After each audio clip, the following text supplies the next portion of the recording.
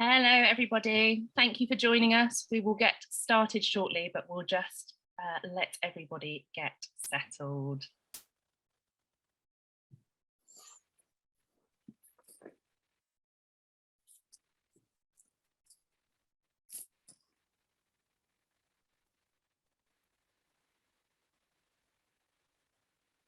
Numbers still just creeping up. If this is the first event you've joined us for, then hello and welcome. If you've been to lots, hello and welcome too. And it's a good opportunity to make sure that you are following Alba on all our social media channels if you have not done so already. I'm sure one of my colleagues will drop those into chat shortly.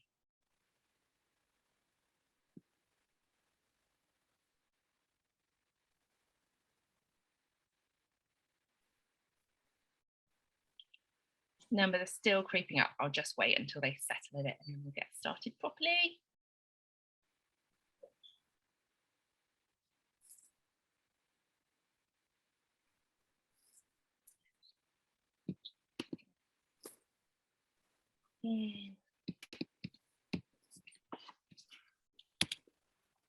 Like I say, do make sure you're following us on social media. My name's Siobhan, I'm from Albert. I'm here just to do the top of the show to welcome our fantastic moderator for today. Like I say, do making sure you're following us on social media if you are not doing so already. And I really want to take this opportunity to thank our partners, Silent Disc, Good Energy, Location One, Green Tomato Cars, and Camera Asset Store. Our events are only made possible and free to attend because of their generosity, and we are very grateful to them. And we also only work with great people who we think can actually make a difference to your carbon footprint. So if you've not looked at them before, do take an opportunity to do so now. I'm now going to pass on to our fantastic moderator for the session. She is a broadcaster, presenter, writer, and is launching tonight. In fact, it's a very busy day. It's tonight launching a new podcast, Mum, Will the Planet Die Before I Do? So without further ado, I will pass you on to Babita. Thank you very much. Siobhan, thank you very much indeed. And hello, everyone. Welcome. It's great to have your company with us this afternoon because we're here today to talk about how climate can and should appear on screen from some of the people responsible for making that happen. Now, if you're new to this conversation, you may not be aware that in November, CEOs of major broadcasters all got together at COP26, the climate conference, and announced themselves as signatories of the Climate Content Pledge. Let's have a look at what they actually pledged to do. I think we can share a screen now that will show you. Sorry, Babita, 1 second. That's okay. The key principles that they all agreed to at COP26. And it really felt like a moment where broadcasters were really coming together and saying, yeah, actually, we need to push this out and actually make a commitment to securing that there will be some kind of an initiative that we can all represent and be part of. So I think Siobhan's going to, yeah, there we go. Brilliant. Thank you, Siobhan. So this is what they actually agreed to do, to commit to the following. As you can see, a number of points there. I'll just quickly reiterate some of them for you, saying that we will reach more of our audiences with content that helps everyone understand and navigate the path to net zero. They also committed to developing processes that help to consider climate themes, which are commissioning, developing, and producing content, ensuring that efforts are informed by the science and recognizing the importance of fair and balanced representations of visions for a sustainable future. They also committed to working together, learning and inspiring from each other, sharing relevant industry insights and metrics, and improving how, and I think this is a real crucial point here, improving how we measure impact. They also committed to communicating regularly with each other, partners and audiences, that they can all basically play their part in the challenges that lie ahead. So I think for us this afternoon, we really want to focus on why this is important, because the latest reports from the Intergovernmental Panel on Climate Change, the IPCC report, offer some pretty stark warnings on the state of where we are at right now and how long we have to actually do something about the climate crisis that we are facing. But you know, it's crucial to point out that it also talks about solutions. and notes that, behavior can be influenced through a number of mechanisms besides economic policy and regulation. And that's where the content creators come in, because we have an incredible opportunity to be part of that solution. So before I introduce our excellent speakers to you this afternoon, let's just have a little listen to some of what those CEOs had to say at COP26. The number one issue for young people is climate change. That is the issue that young people, we are worried about our mortgages and pensions and all that.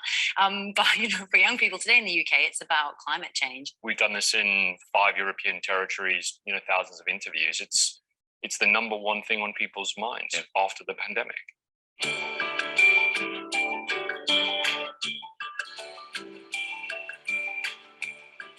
We've got to bring hope and accessibility and practical ideas for what to do. I don't think it's politically controversial now. And the overwhelming consensus is that, we as humanity are causing global warming. And the question is, how do we show enough practical examples of where people can tackle that? And the research is really clear. People want those solutions. They want to see movement, and they want to understand how to change their lives for the better. There's two ways to do this on screen. There's the way which is very overt, where you are actually doing programs on climate change, and you're communicating and trying to change people's views. I think equally important is the more subtle messaging. So, for instance, Emmerdale has only used electric vehicles for the last 3 to 4 years. And that just subliminal message, which is electric is available, it's accessible, it's good, that is quite a powerful influence on consumer behavior. By committing to this and being conscious of how we do it, we all have audiences that are complementary, overlapping, and in some cases a bit different. So if we all commit to it, we reach different audiences with the same reinforcement of message. These institutions around this panel are looked at around the world as leading edge. So when we meet our counterparts, sometimes we're a bit tough on this nation of ours, and the UK, but they look to Scotland and the UK and say, here, we need to learn from you. So we are a place where people come to learn best practice. This is a great chance to do it. And I do think our influence on other companies, that systemic point, which is whoever we're working with, we can actually say that this is how we work, this is how we want to work with you. And if you want to be our partner, you need to come along with us. You can very specifically look at the steps you need to take to try and get to under 1.5 degrees of warming over this century. I don't think any leader or any organisation shouldn't be using their power to contribute to that change. Simple as that. In a couple of generations' time, when they look back on not just COVID, but what we're doing now, we're not going to be judged on whether we managed to hit our quarterly targets and our profit numbers, whether we actually stepped up and did the right thing for our people, but also for our businesses. It starts with the fact that you've got people who are signing up to this agreement because we're parents, we're members of our society, we care about the future, and we're in a position to be able to influence it. And I think that's a really powerful thing. And actually all our people want it. So, all of us will do our surveys internally, and the groundswell of kind of internal support for this is massive. This isn't pure altruism, it has to be said. This is also a commercial imperative for us, because if we don't do all the things we've just been discussing, we won't be relevant to our audiences, crucially to our people who expect, won't come and work for us if we are not talking about these things. Also for our shareholders, people often lament the commercial world, but I get a lot of questions from shareholders, I'm quite sure Caroline does too, about what we are doing around the environment, around our social purpose. That never used to be a question that came up in shareholder meetings, and now it is top 3 questions that come up from institutional shareholders. We are seeing some progress, but the fact is it's too slow versus where the science is going. So you have to speed up. And this next period is now critical to see whether leaders at every level, internationally, globally, but also CEOs, can deliver on these net zero targets that they've all set. The big thing that TV is good at is normalizing things. At the moment, we have to intervene to make a change, and that's right and just. But hopefully, in a few years' time, this will be normal behavior, and we won't have to prompt people to think about how to produce shows or report differently. It will just happen. It's really interesting, isn't it, listening to that again, just to remind ourselves what was said 6 months ago. Well, yeah, it was 6 months ago since that announcement. So let's now turn to the people actually responsible for making it happen. We have with us today an incredible lineup of guests. I'd love to introduce them to you. So if I can ask them to turn on their cameras, that would be great. We have there's Lara Akeju, who's the commissioning editor for entertainment daytime at ITV. Hello, Lara, great to see you with us. Richard Watsham is with us, who's the director of commissioning of UKTV. Hello, Richard. Hi, Babita. We have Thomas Pullen, who's the digital commissioning executive for Channel 4. Welcome to you, Tom. Hi, everyone. Manda Levin is with us. Great to see you, Manda, who's the senior commissioning editor for drama at the BBC. Hi, Manda. Hi. And Paul Testar is with us from Channel 5 and Paramount Plus, who's the drama commissioning executive. Paul, welcome.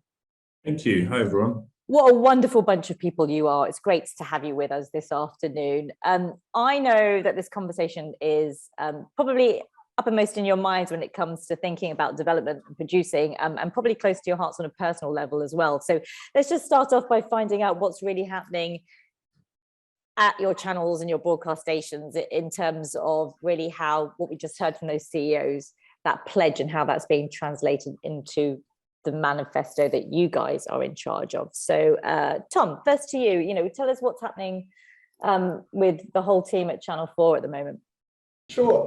So for us, I think we're in a place at the moment where we are about to do a cross-genre brief out. That's coming from Ian Katz down, echoed through all genre. That's going to be something that's definitely happening in the linear channels. In my department, I think we're feeling very much like we are probably at the forefront of this, considering digital is kind of the mouthpiece of young people. It's very much something that should be responding to the sort of the immediate needs that our viewers are wanting. So as a cross-genre department as well, we're actively going to be briefing out off the back of Ian's brief for a digital bespoke sustainability approach to content as well.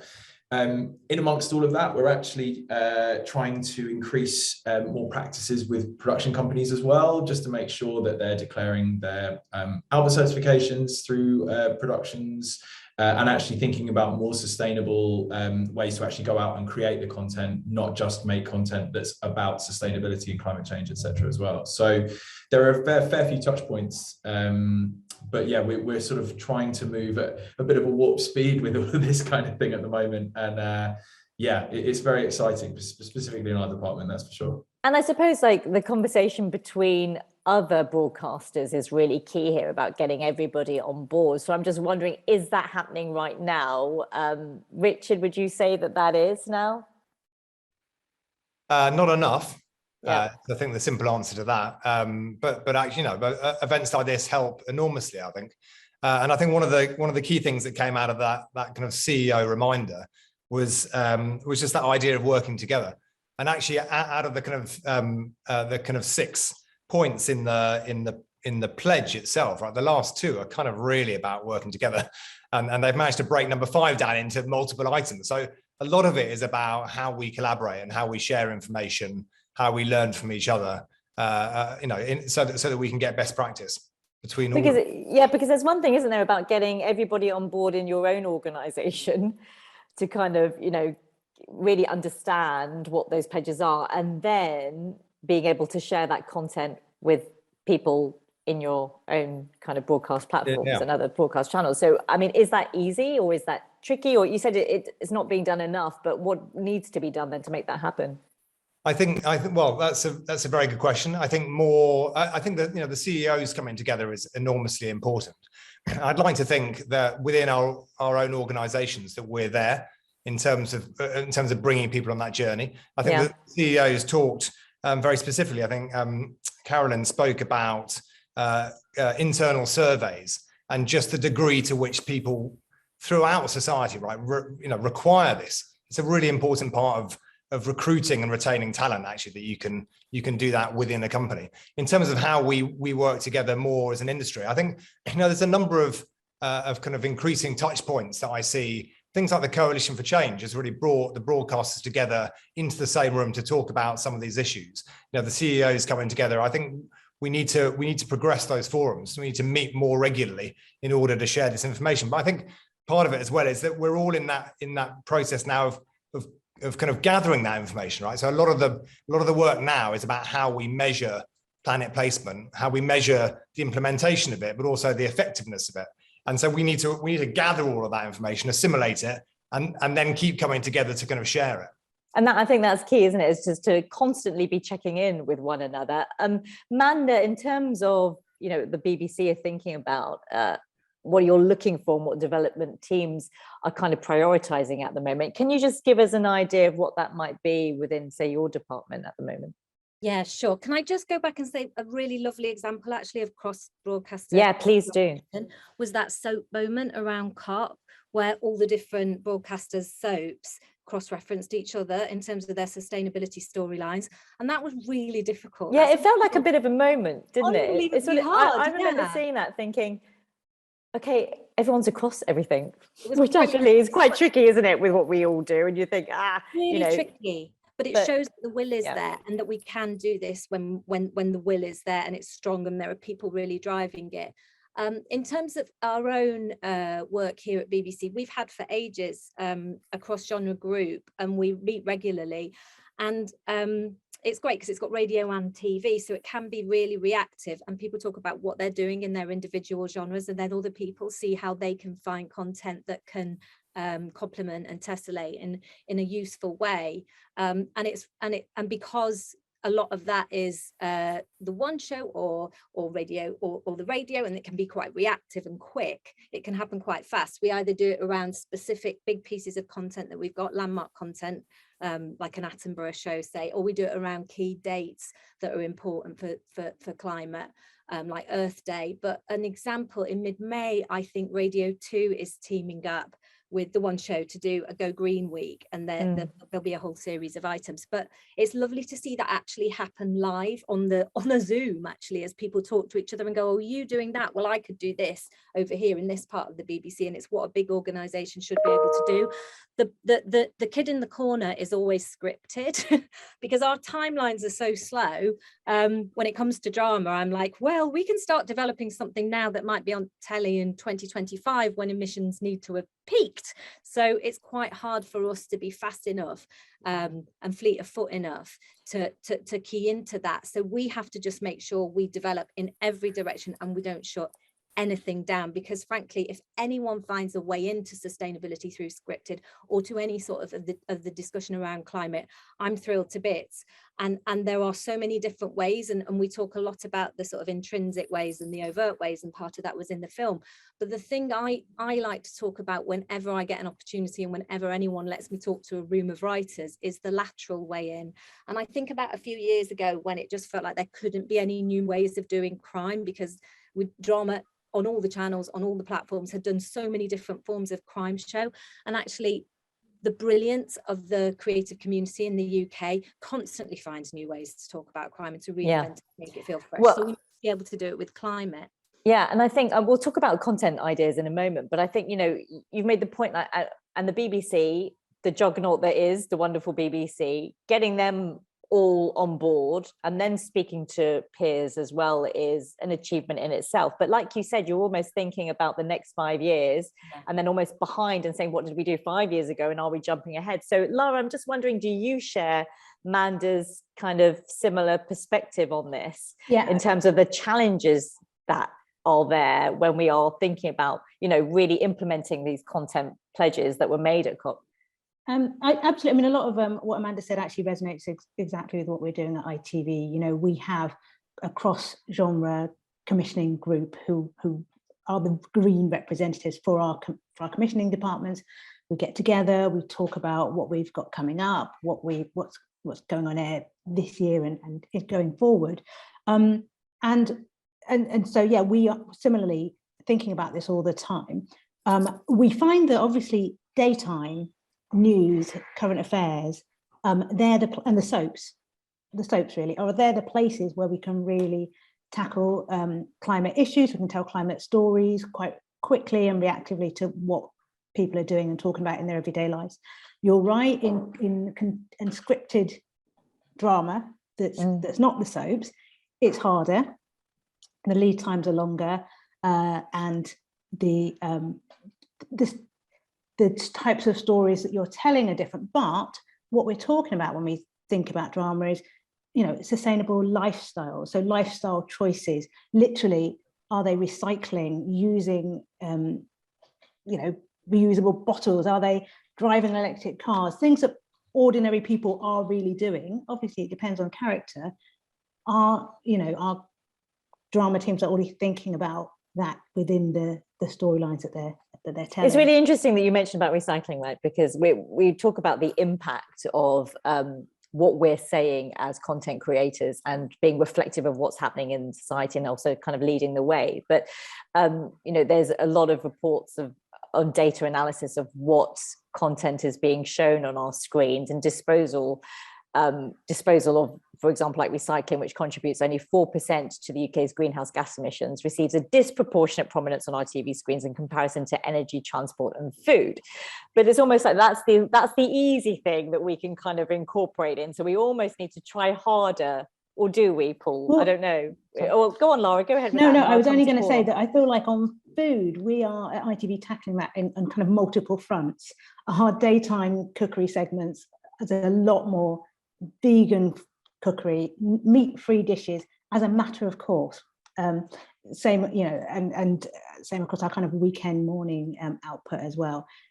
So we're kind of very subtly, you'll notice that where we have food and we're talking about wonderful dishes in things that will inspire people to get cooking, we are much more talking about food that is meat-free or that uses less air miles or less food miles, basically.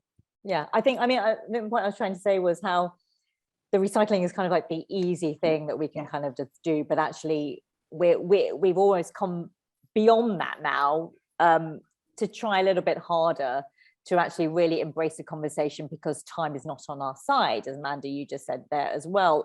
Paul, just set out your stall for me, because I can see you kind of nodding away to what's being said. So I'd love to know what your thoughts are. Well, it's very interesting hearing what everyone else is saying here. I've noticed that Channel 5, we are, I think, slightly later to the party than my colleagues here. I know we were the last to sign up for Albert. And why is that? Why? We're low resourced. We're a very sort of small and dynamic team here. It just that's taken us longer to respond to it. But our approach is very simply in our content about incorporating climate positive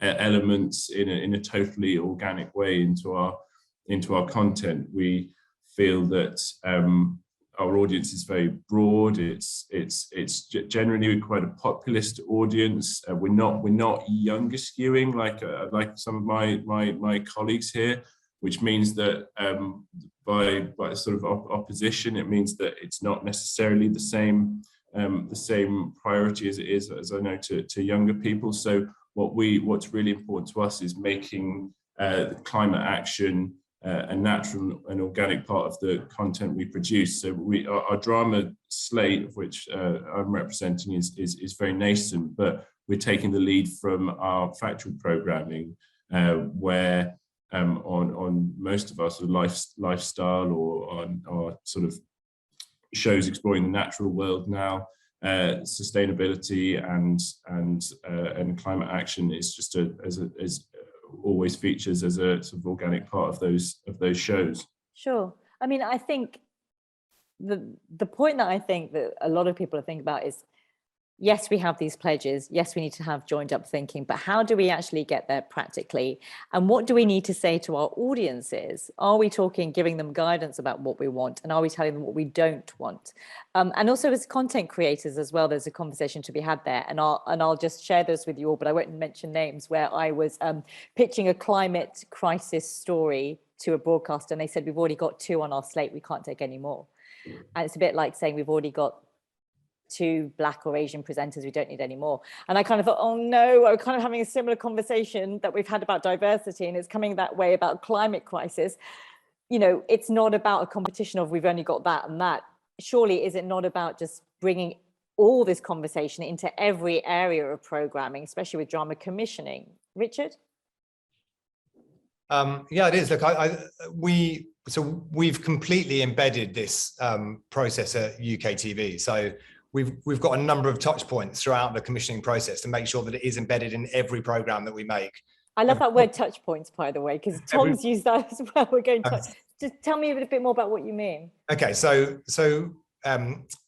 it's baked into our development process. So when we sign off development money, we list what the potential for planet placement is within that project. It's discussed, if we're going to move forward on a project, it's discussed in a special meeting alongside diversity and sustainability with the production exec and the commissioner, UKTV, and the producer. It's baked into the ed spec. I have a personal meeting with every single producer that we work with before they start production, where we talk through our expectations. We then have progress reports at every key payment stage of a production, where they have to detail their progress around both planet placement and Albert certification.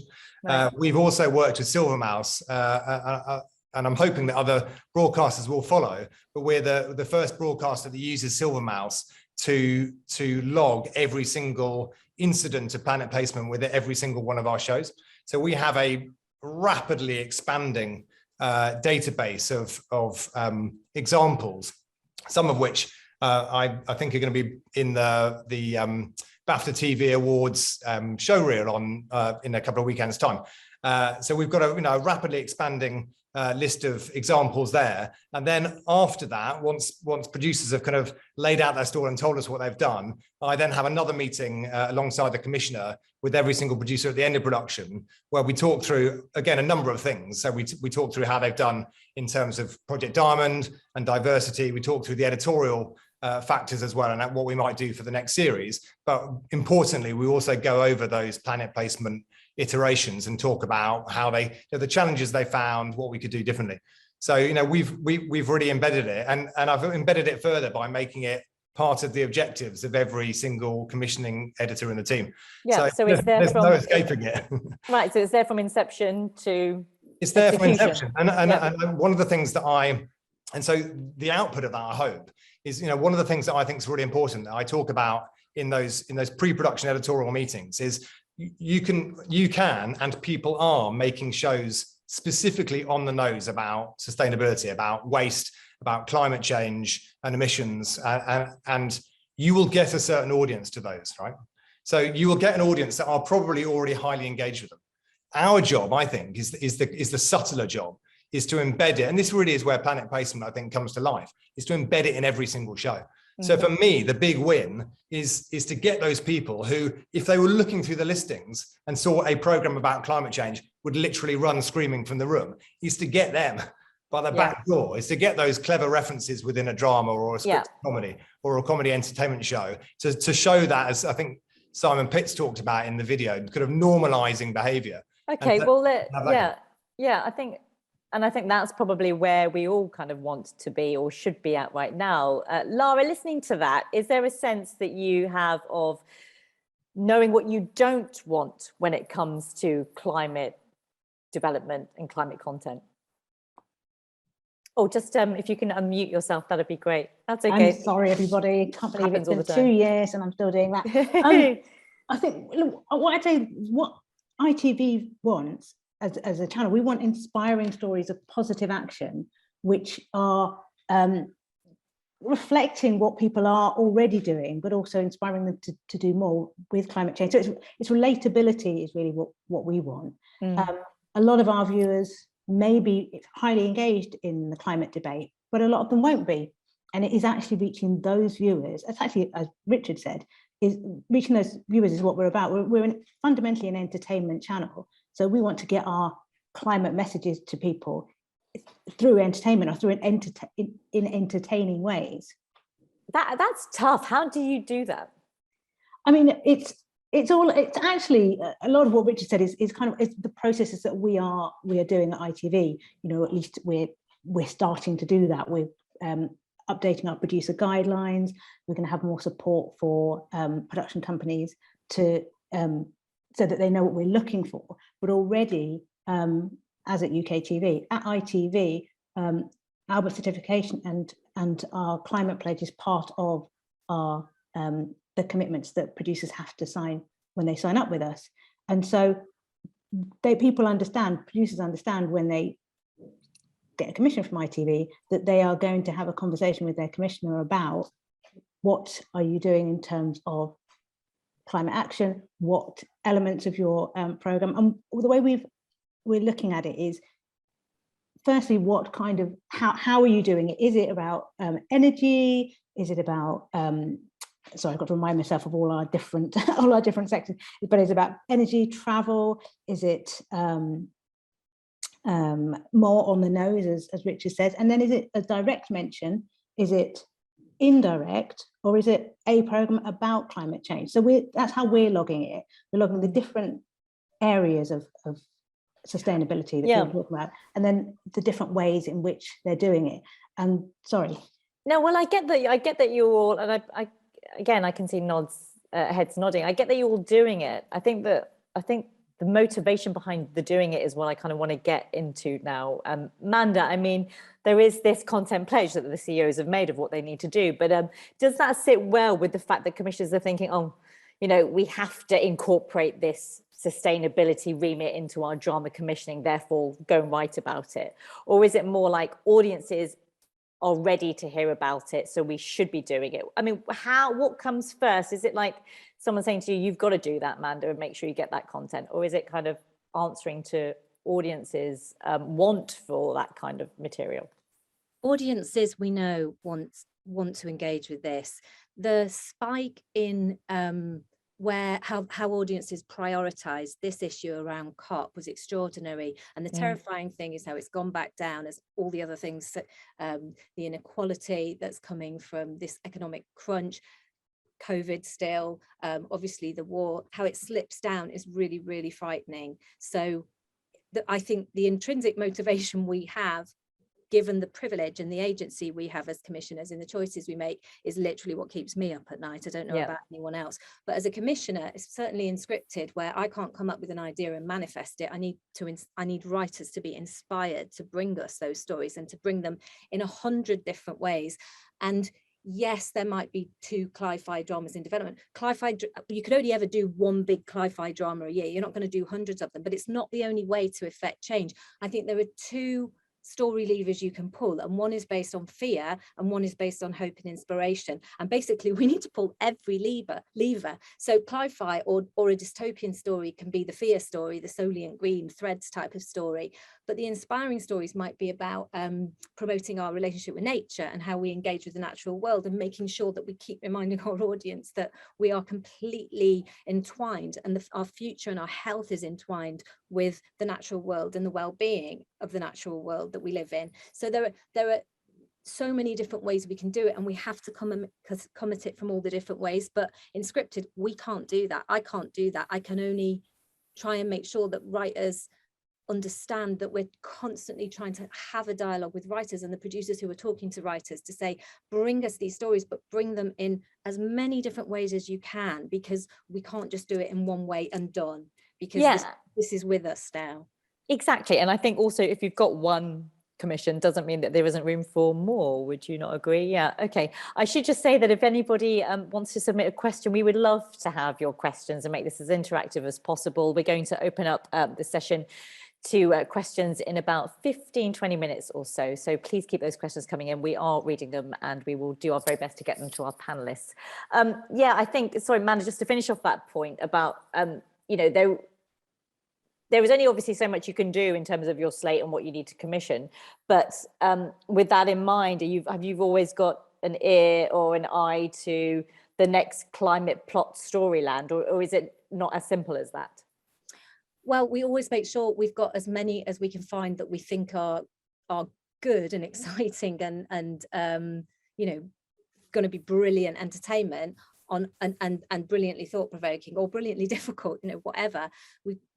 We put as many of those as we possibly can into development, but we make sure that there's a bit of water around them, so they're not sort of competing with each other head on. You don't want to take writers on a big and producers on a huge long development journey, knowing that they're one of 20 horses in a row and only one horse is going to make it. But I don't think it translates into that anyway, because in the same way as with crime, which is a really, really good model for this, I think, writer's genius is coming at things laterally and is finding metaphorical ways of engaging with the subjects of the day and the really important subjects of the day. Writers know that no one's going to want to be preached to in a drama. They don't switch on a drama at 9 o'clock to sit there and be told how things are and how they should be and how awful everything is. But they also know that I'm sure most writers go into it because they have really powerful, important things they feel they want to say and share and enlighten us and this more than anything, because we're all, hopefully, I would say that most people are engaged with this in a really meaningful, terrified, very, very somatic way. It feels more real than ever. That last IPCC report, the Working Group 3 report, was terrifying. Yeah, it was terrifying. And I think also the fact that it hits us all to the core on a personal level, and all of you have responsibility to kind of understand that in terms of delivering for our audiences, I think.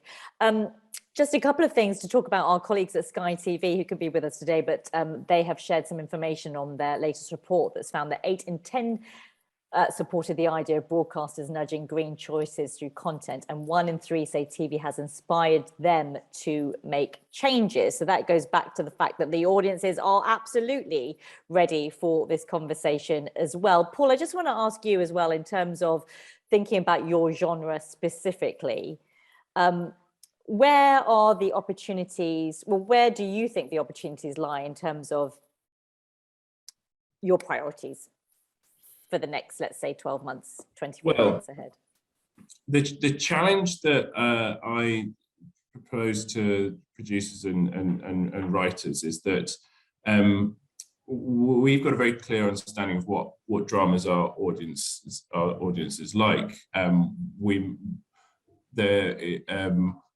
I wouldn't say that audiences come to Channel 5 dramas to watch big dystopian climate stories. So my challenge is for you to present to us in 3 different criteria. We've got 3 different sort of drama commissioning criteria. We do 4-part thrillers, which are based on stories with a sort of relatable jumping off point about people's everyday lives, or big sort of zeitgeisty stories that might happen to them.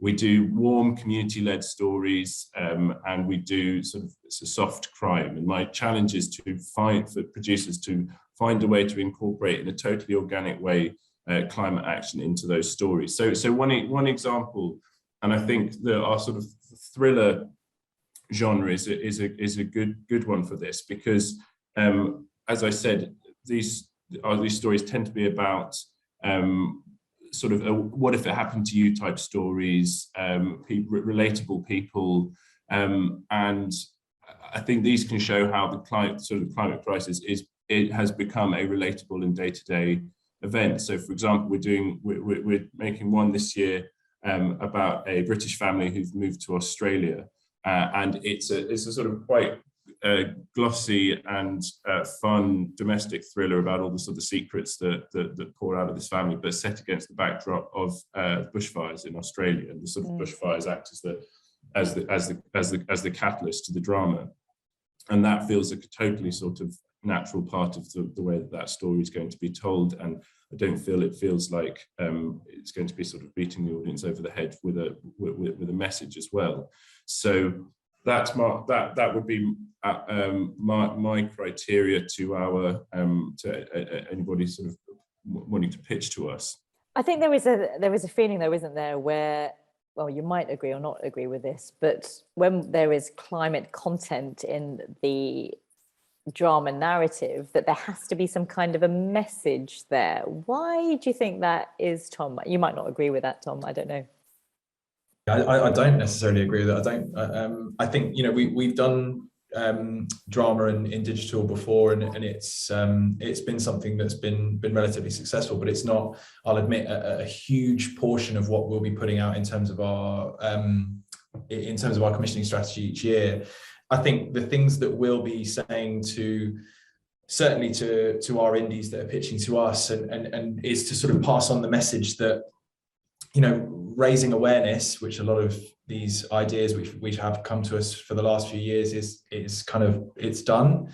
I find me a young person that isn't aware of the climate crisis. I think what we're looking for are, we don't want small shows about the climate anymore. We don't want or telling people what to do. Like, what we want to really do is empower our audience, particularly youth audiences at the moment in all of this.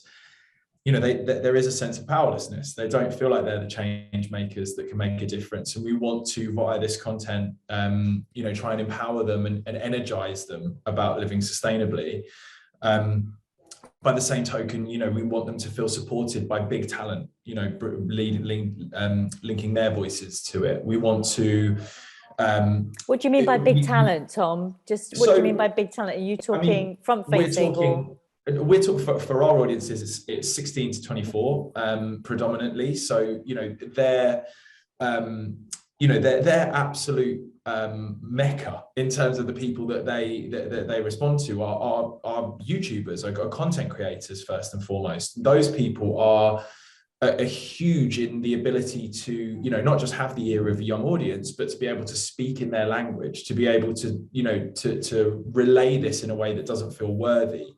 For us, this is about delivering the climate message in a kind of a Trojan horse of entertainment, because frankly, I think young people are bored to death of, 45, 50-year-olds saying, hey, I think you should use more organic methods of doing X, Y, Z. They have got bigger things to worry about when they're, 22, 23. A lot of them are on the breadline. Yeah. So I think for us to be able to have that conversation with them, we need to reward them, firstly, in terms of the content, and give them something that they want to watch first and foremost, and deliver the climate message in a way that is clear but subtle.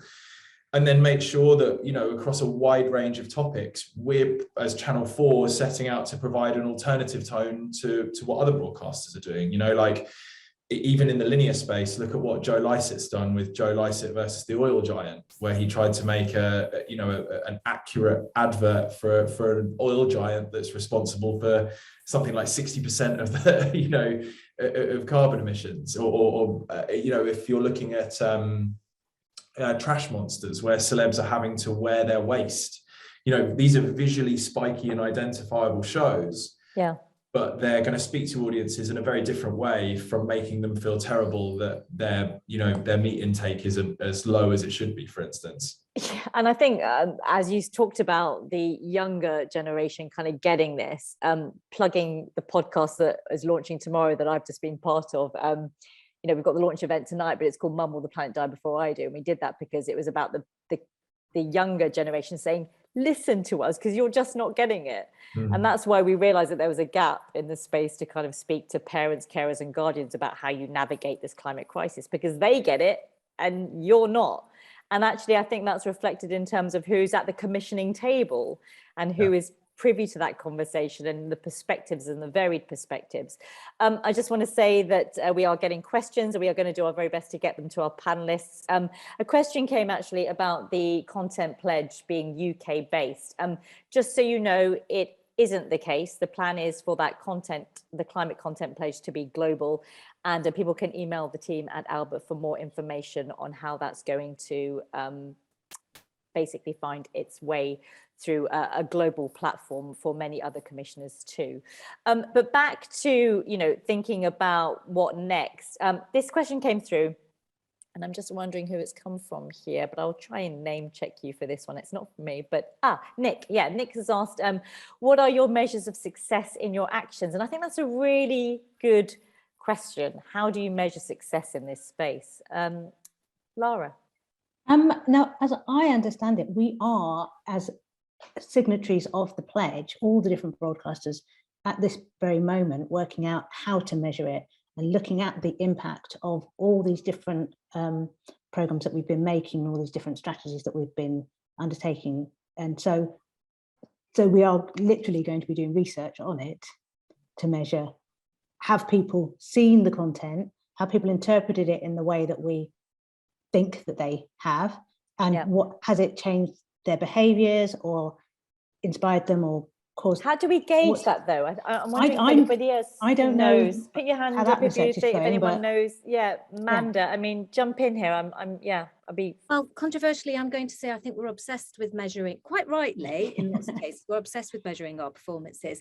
And one measurement might be the spike around COP. That was a really, really quantifiable change in public engagement with this whole, I don't even want to call it an issue, this whole phenomenon. And a really, really useful moment to see that when it was constant in the public discourse on the media, it had a huge effect, I think, albeit quite a transient one.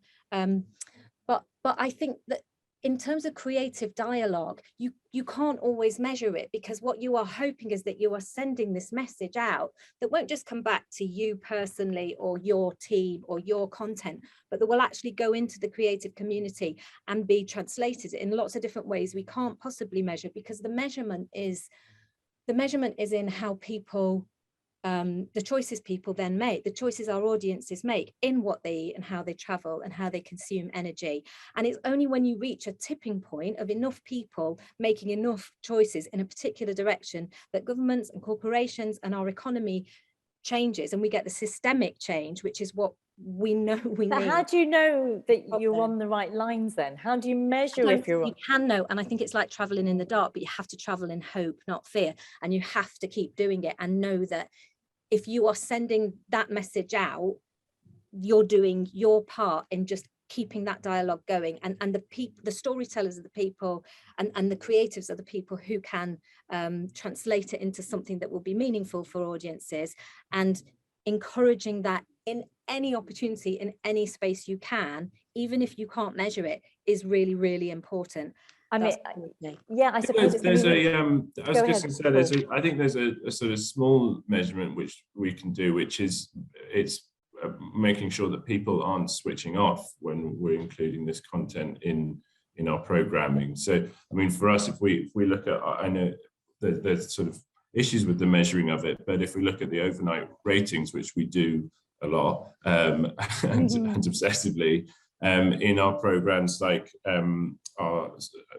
we have a program for fast food giants coming out in a couple of weeks, and we'll look at that, and there's an entire segment on that about the sustainability of big fast food chains and the issue of wastefulness around that, and we can see whether people are staying tuned in during that segment of the episode. And I think being able to, and it's a slightly oppositional metric, but by proving that people aren't switching off, we can build on it there. Go on, Richard. I was actually going to come to you next, because you talked earlier about embedding and understanding the data, and I didn't want to call it a box ticking exercise, because I know it's more than that. You have to have a way of doing this, but thinking about the bigger picture. I was just going to pick up on what the others have said, because I think Man is absolutely right, and the difficult bit is working out how, it's not working out how consumer behavior is changing, because there are lots of people tracking that. It's tracking the degree to which we've been the ones to influence that. Yeah. And I think what's really powerful is that we know we've got an enormous amount of, we've got a very loud voice, basically. We've got a huge leadership role to play. And so I think we have to watch consumer behavior changes, which are being tracked. And we have to, as others have said, we have got to feel like that is partly down to us. But I think what we can do, first of all, is we can be, to what Lara was saying, we can really accurately capture and segment all of those different implementations of planet placement. So, a visual reference or a vocal reference, whether it's a positive reference or a negative reference. So we can get our house in order in that respect. And I think the other thing that we can do, and this is something that BAFTA is really leading on, is that subtitles to save the planet piece, and actually looking at where all the references are. And you, Babita, earlier on referenced a lot of a kind of an over-index on those kind of low impact areas of recycling. So we can look at that as a group of people, and we can see actually how we need to adjust things further upstream in terms of references to high impact areas. Yeah, but I'm almost wondering, Richard, hearing you say that, that's probably a conversation that should have happened a while ago, That's probably a conversation that should have been obvious a while ago, because that conversation about recycling, the climate conversation has moved on somewhat from that, especially when Tom was saying about the young people saying, you know, yes, we get that, we're beyond that. So where does the push come from to move it forward? Because I'm wondering how, again, back to that joined up thinking, are we co-sharing? Are we understanding? You know, are we saying, well, this is what we're doing, this is the script lines we're doing, or are people still really protective of their content? I think what we would all agree on, sorry, is the need to accelerate, right? I mean, I think we could look at the whole issue of sustainability and say a lot of this conversation should have happened earlier. But I think what we, you know, where we are now, and I think the COP26, the CEOs coming together for that is a really good starting point to accelerate our thinking, and that's on all of us, right? That's on all of us. Yeah, it's probably and checking in annually as to whether I hear you, and it's probably not worthwhile saying what we should have done. But what I'm trying to say is that, you know, we can move on beyond that kind of those stats of 4% is related to greenhouse gas emissions, for example. Lara, you wanted to jump in there. Yeah, no, I mean, I was kind of reiterating Richard's point, but also saying that we have to acknowledge that audiences are at varying levels. There's not everybody is engaged as we are and understand all the issues as we do, and that part of our role is taking the message forward and moving the arguments and the stories forward, but also reiterating the basics and making sure that everybody is coming with us on the journey. Yeah, I think, sorry to jump in, but I think there's like the thing that I find is quite an open goal for us as a sort of as a group is that it's very difficult, I think, to take on sustainability as a whole or climate change as a whole.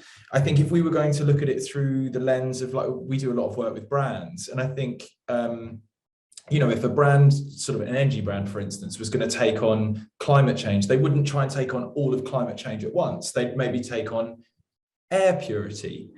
And I think by being a little, you know, even just looking at the things that we as broadcasters can try and make positive impact on and can actually contribute towards, rather than, again, raising awareness or trying to, you know, to bring clarity to things. I think if we said, you know, for instance, one broadcaster was going to try and lower the air toxicity in a city or whatever, or in cities over a year, in the same way that brands go out and find themselves real measurable ways to do that, I think we can try and get, I mean, it's very difficult when you want to try and link things like drama to that, as you know, to your point, Manda, but there are ways that you can have a slightly more narrowed approach to things that we are in the space to change, or shows that are setting out to create impact, rather than just sort of make it feel like it's on the onus of the public to respond in positive ways to that. It's actually setting out with a little bit more of a goal that we can measure, rather than kind of, I suppose, putting it on the public and hoping for the best. Yeah. And that probably has been done before, and I think we can all think of examples where that has fallen flat. Some questions coming in here. There is a general avoidance of engaging the public, which allows the mainstream press to lead the public voice, and yet the climate crisis is not inevitable and happening to us. Is it firmly rooted in decisions that are being made? Oh, that's more of a statement than a question from Cindy. But is there a general avoidance of engaging the public in this conversation? Manda? Is there avoidance of engaging the public? I think that's the context of this question, which allows the mainstream press to lead the public voice. I suppose then, are we being prescriptive, is my interpretation of that question. Would you say as content creators we're being prescriptive? Well, I can only speak for my bit for drama and scripted, but the conversation I always have with writers is, for us, we have this incredible sort of get out of jail free card that we can tell, and we can come at it from any angle, because drama is character led, obviously, and the character can be as anti the right message, or what we perceive as the right message, as pro. It sort of doesn't matter what we're saying. We can poke it, we can turn it upside down, we can turn it inside out, we can look at it every which way. We can take very, very provocative views, like Michaela did in her when she joined her vegan company, and that was really interesting, and really I found it really really challenged what I thought. in a really useful way I hadn't ever heard before, and certainly wasn't saying this is, you know, it wasn't a happy clappy version of sustainable living. And I love that about it. Or the tourist, where the conversation about metal straws ends with it being used as a murder weapon. So drama can have real fun and be very, very playful. What matters is that we talk about it. We talk about it in any way we can, and we talk about it in all the different ways that we can, because that gets other people talking about it, and that is our superpower, that we can leave people on the sofa having an argument and about this or that or the other, and that's the important thing that we can do. Gosh, what powerful positions you all have is what I'm thinking here. God, what an incredible position to be in. Cindy just clarified that was a question about accountability to policy makers. But I'm just going to move on, Cindy, if that's okay, because we've got a lot of questions and I'm conscious of time.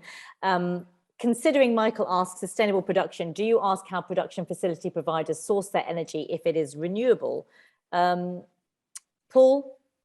Yes, I believe that's part of the Albert checklist. I don't know if everyone else is the same here, but the Albert checklist is mandated for all of our productions. Yeah, I understand that it is as well. Lara, go ahead. I can see you. Oh no, I was just going to say, yeah, we are. Everyone has to be Albert certified, and so they have to answer questions about how they are making the program in terms of their energy usage. This is a great question from Kathy. How can you people with new ideas who don't have a creative background be supported to bring forward content, factual entertainment or drama? I work as crew in drama now and have a community development background. I have program ideas, but don't know where to start. Tom? I think program ideas, but don't know where to start is always an interesting way to come to this. I think to us, it's literally, as I say, it's about a Trojan horse for this. It's trying to find something that really chimes with our audiences. We've actually just released a cross-genre brief for digital that's available on our producers portal at the moment that has a really thorough understanding of what we're looking for in each genre. I think for me, it's not necessarily about having a separate a separate pillar specifically for sustainability content. To a lot of the points that we've had so far, it's about weaving that message into those genre in a way that feels nuanced but clear. Okay, I just want to ask, how do we reach all different audiences? Now, this was a question about ones that might not necessarily sit down and watch David Attenborough. It's often quoted, isn't it, that that's where we do the climate storytelling the most, obviously, but how do we try and access the ones that aren't going to be active users of that kind of content? It's a challenge, isn't it, Paul? Yes, I think that's a massive challenge. I think that applies to our commissioning even on a broader level. We're constantly trying to access the audiences that we don't feel we already have. So I think that's a really big challenge. But I would say, again, it would in terms of reaching people who wouldn't normally watch nature documentaries or science programming. I'd say it's again totally about implementing climate positive elements organically into storylines, into the content of our shows. I think we're very conscious of that at Channel 5, that those types of audiences don't automatically come to us, so that's why we feel it's important to wear it in quite a light touch way, which I think is actually very, very effective, because it keeps people engaged and it feels subtle and again doesn't feel like we're sort of preaching. Richard, your thoughts on that as well, if you agree with what Paul was just saying? I do, absolutely. I think for me, our journey at UKTV is we've got it increasingly embedded in every genre that we make. So we don't do news and current affairs, we don't do kids or sport, but in every other genre it's embedded. But it's then about how do we take Albert certification and build it into our promo process? How do we take planet placement and build it into our short form content, our podcast content? How do we extend it effectively? How do we look at pre-sales that we might get, or kind of low level co-pros? And how do we start to extend that out into the kind of acquisitions market? So for me, that it's about, in order to kind of hit up the most people, we want to be doing in every show, in every day part. It's that simple, in every genre. And also, I suppose, platform. Looking further afield than the suppliers, for want of a better word, who would, help you curate dramas or whatever, maybe going a bit out of the box, because there is that streamline, isn't there? We often go to the same people all the time, and trying to find out the new kind of lively storytellers of the next generation is a way potentially forward. Do you think, this is from an anonymous attendee, do you think our TV output as a whole still makes a high carbon lifestyle an aspirational one, or is it part of the problem? Manda.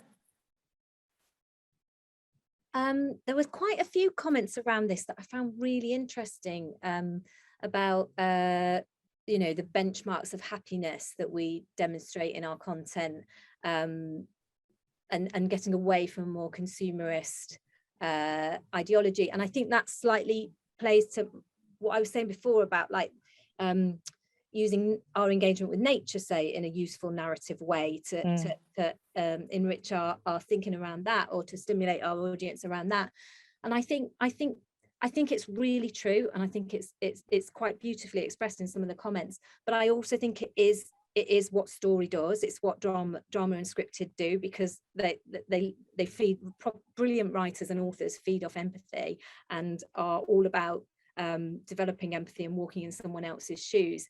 And I think that those kind of values, those more meaningful, more lasting, more spiritual maybe values, or values about connection with things that aren't transient and carbon rich, I think that does run through quite a lot of really good storytelling, but that doesn't mean it's not a very valid point to make. And I found it a really interesting point to be raised. Thank you. I'm just going to whistle through these because I'm conscious of time. How are the panel, this comes from Sarah, thank you, Sarah, for the question. How are the panel supporting producers and putting a line in the budget for training staff and employing a sustainability officer team, like, for example, they did for COVID? Lara, do you want to take that question for us? I can take that question. So we look, there's not a pot of money set aside for the climate content. Every commission is, And why not? And why not? I mean, I think it's because we are asking everybody to do it anyway. It's part of, we're commissioning them to make the programs based on the policies and our principles as a broadcaster. And we're talking about this, and we're having these conversations. So it's part of getting a commission from ITV is that you are considering how you can tell climate stories within the content that you're delivering to us. So so there isn't a pot of money. What I will say, though, is that we have our social purpose team are really engaged and really approachable in terms of supporting producers with the content and how they go about things, and having those discussions, as well as obviously all the commissioning teams that they work with. We'll have those conversations with you as a producer. And we are, as I think I already said, we are updating our producer guidelines to give more guidance to producers about what we want in this area and what we think works for us and the support available. And we are planning as well to be supporting with more training and more. And the social purpose team are really basically there to support the producers and to make sure that you are able to deliver what we're asking of you. Yeah, and we should just add that, when we're talking about money and budgets, it's always a tricky one, isn't it, with resources? But Albert, do offer free training, and I'm sure Siobhan can share links of where people can get that, particularly for content creators and also new starters in this as well, because I think new talent coming through need to know that there are opportunities there for them to explore. Also, go ahead, Paul. I was just going to say, anyone who's producing a show for Channel 5, we do have a training fund. It's not exclusively for to do with climate action or sustainability, but we encourage all producers to come to us with it's a proposal. It's a fund of up to £15,000 per production company per year, and we're very specific that it shouldn't be a line in the budget relating to a specific production. But if producers feel that they don't have the adequate resources or training to implement any of these implement sort of a sustainable approach to their production, then they can come to us and with a proposal for this training fund. Thank you. How are commissioners encouraging their production teams to not only create content that encourages more sustainable lifestyles? I think we've answered that one, but creating this content in more sustainable ways. I think we've kind of answered that one as well, but I think production, pre-production, delivering, and then post-production, those values have to kind of run through the whole thing, don't they, Tom? I mean, that's the essence of what we're talking about here, right? Yeah, 100%. I mean, it's the same as if we were going to do a show that was, all about, if it was a Kathy Burke all-woman show, we would want to try and have a predominantly female production team behind it. If it's a, sustainability-focused show, and we would almost insist that every single possible thing that can be done to make it as sustainable as possible is done. And that's something that's echoing across everything else that we're doing. We want to be as strict as possible in making sure that the indies that we work with are taking as many measures as they can. But we have to be very aware to the fact that that there are expenses with these at the moment, and budgets do come into play. I think we just have to also be very aware that as the holders of those budgets, we need to be willing to give them to those indies that are willing to take those measures to make the sustainable choices where possible. And everyone has favorites, right? Companies that they like to work with. When it comes to kind of picking up on that, again, the streamline or the pipeline of, the content that we're creating, is it easy to kind of break away from the norm and then express an interest in others that are uncharted territory? By that, I mean you content makers that might be pushing the box a little bit. Do you all feel okay about that? Yeah. I mean, for us, we need you to be honest now here, everybody. No, we of course, like for a commissioner, it's phenomenal when you've got a production company that knows all of your processes and knows the easiest way to do things, because your inbox is smaller and your workload is less. But as part of our absolute DNA, part of the fabric of who we are is bringing new independent production companies, new creators. Like we are increasingly even starting to work direct with YouTube creators who've never ever produced anything for a big production for a big broadcaster before. We're bringing them in and giving them a big test and learn opportunity before, and getting them to do it using all of our best sustainable methods from their first production, I think is a really, really good way for them to carry that practice on as their productions hopefully get bigger and better throughout their time. Yeah, absolutely. All support to that. Right, we are wrapping up, but I just want to ask a final question to all of you, if I can, or maybe a twin thought, really. What annoys you the most when we're having this conversation about the climate content pledge? Manda? I think it's really hard to say new things of substance. I think the conversation's a bit circular, because in the end, it's not us talking about it. We can open the door and we can keep inviting the content in, but for me, I don't feel empowered to make the stories myself. I need writers to bring me amazing things I haven't thought of. And so I think the talk around it, I feel like, is there a piece missing between the job you do where you go out and you're trying to inspire a generation of storytellers, and the sort of more of the conversations we have, which become a bit circular because we know what we need to do. It's so glaringly obvious in many ways, isn't it? Yeah. Richard, same question to you, please. I think that's a really astute observation. And actually, as I was thinking before this panel, I was thinking, what are we going to talk about today? I haven't done similar panels before. Manda's absolutely right. They are really circular conversations. I think this is one of those issues, and diversity has been discussed a lot over the last few years because enormous change is required, right? And we need to all be held to account. And every time any of us going to stand up and make claims about it, everyone wants to see action. And of course, that it only works if action comes off the back of all these things, right? And that takes time. But we keep having these conversations, and we keep coming back, and the big question is, have we done enough, and have we gone far enough? And we never have, right? We've never gone far enough. There's always more to be done. But I do think that the change is accelerating. I think awareness across the industry is accelerating. I think we're all aware of just how relevant this is to our audiences. So I feel optimistic about change happening. But as I say, it's all well and good for us to kind of, make all these bold claims. People actually want to see some action. And so this kind of galvanizes. Every time I do one of these, I get galvanized afterwards to kind of go, come on. And then we have another chat a year down the line. And I want to make sure that we've done enough and that we're doing as much as we can to get progress for the next time round. Right, there we go. We've heard it from you, Richard. So I'm expecting you to do a coffee chat, catch up with every single one of your fellow panelists here next week or wherever, down the pub or in the coffee shop or wherever, because again, that content pledge about sharing information is key. I'm going to slightly shift there because I get the tone of like what needs to be done then, as opposed to what annoys you. I think is what needs to be done when we are considering this conversation about implementing the pledge and moving forward and making sure that proper work is being done here in the right way that we want it to. Lara, your final thoughts? I feel like we need to keep on it. It's a bit like Richard said about we need to keep having these conversations. We need internally, obviously, to keep having our conversations with our, all of our teams across the channels. And as you say, we need to keep talking to each other. It is like diversity in a way, in terms of as an issue.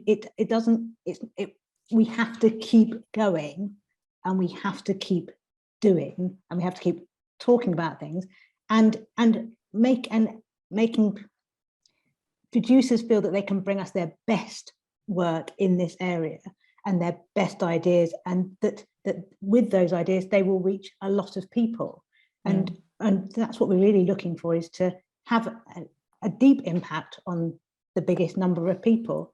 And so we need to facilitate that and keep finding different ways to facilitate that and encouraging people to bring us their best ideas. And knowing that there's no quick fix to this, a bit like you said about diversity, it's an ongoing conversation. It's a bit like looking after your mental health. You've got to constantly check in, do a lifetime of this. Tom, your final thoughts as well on, what needs to be done and where we're at here. Yeah, I really echo Lara's point, actually. It is about constant progress, but I don't think it's about making sure that we're going to be solving this thing tomorrow. It's about constant, consistent progress. And I think there is a fear that can creep in, that if anyone wants to put their head above the parapet, or if anyone wants to make a big statement, or if anyone wants to try and profess any kind of intention to move in the right way, that they're immediately going to be cut down by detractors looking for, holes in the sort of Swiss cheese strategies that are coming out. I think it is just about, applauding that intention and applauding that constant progress and encouraging as many people to come with us on this journey as we can, while still reiterating that, it's a hugely, hugely vital issue that does need to remain a priority. And I think as long as we're making that that consistent progress together, then, we're moving in the right direction. Paul, you've got the, esteemed position now of wrapping up for all of your colleagues here and giving us that final thought and summing up really how you feel about the way forward. Yeah, I think it's there is absolutely masses to do. And I think it's important to acknowledge that the strategy to this needs to be diverse and in many different tones and different types. So in the same way that everyone on this panel creates contents in totally different varieties for totally different audiences, I think our climate messaging needs to do exactly the same thing. And I think it needs to be sort of nuanced and subtle in some places and sort of incredibly direct in other places. And I think it just needs to be incredibly multifaceted. Absolutely, well said, thank you. It's rare that we get all of you together at the same time, so I just want to say thank you. I feel really honoured to be able to have this really honest chat with you all, and I know how challenging your roles can all be, I should put it that way, but let's hope that we can carry on sharing and supporting each other, because I think the end goal is something that we all want to collaborate with as well on that content page. So to Richard, to Tom, to Lara, to Paul and Manda, thank you so much. And thank you all for being a part of this session. I'm just going to plug my podcast that launches tomorrow on the climate emergency. If anyone's around at 8 o'clock tonight, there is a launch event, all virtual, so you can just sit on your sofa and tune in.